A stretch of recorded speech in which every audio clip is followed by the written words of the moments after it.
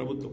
కానీ బాధాకరమైన పరిస్థితి ఏమంటే అందరి హక్కులకు కస్టోడియన్లా ఉండాల్సిన స్పీకర్ గారు ఇవాళ ఆయన బడివే అనే మాట మాట్లాడితే కళ్ళప్పగించి ప్రేక్షక పాత్ర వహిస్తుంటే ఏమనాలనో అర్థం కావట్లేదు.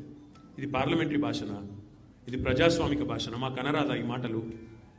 రేవంత్ రెడ్డి గారికి నేను చెప్తా ఉన్నా, నీకు ఒక భాషలో వచ్చేమో తిట్లు, మాకు 3-4 భాషల్లో వచ్చు.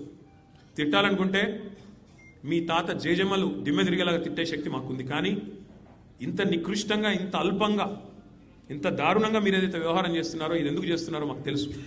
ఎందుకంటే మీ అజ్ఞానాన్ని కప్పిపుచ్చుకోవడానికి. నీకు ఐఐటికి IIITకి అంతరం తెలియదు.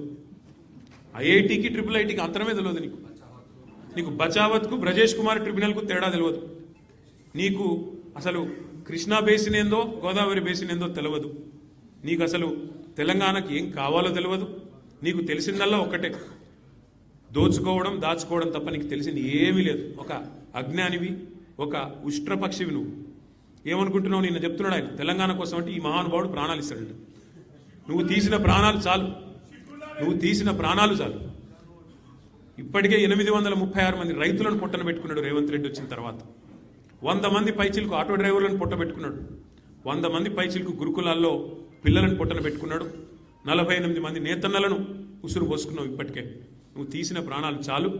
నువ్వు ఆనాడు తెలంగాణ వాదుల మీదకి, తెలంగాణ బిడ్డల మీదకి తుపాకీ తీసుకొని పోయి తెలంగాణ ఉద్యమాన్ని అవమానించింది ఎవరు మర్చిపోలేదు. ఇవాళ ఏదో పేమెంట్ కోటాలో అదృష్టం బాగుండి అడ్డిమారి గుడ్డి దెబ్బలో ముఖ్యమంత్రి అయినావు రేవంత్ రెడ్డి. నీ వాగుడు, నీ అల్పబుద్ధి ప్రపంచం మొత్తం చూస్తూ ఉంది. ఒకటి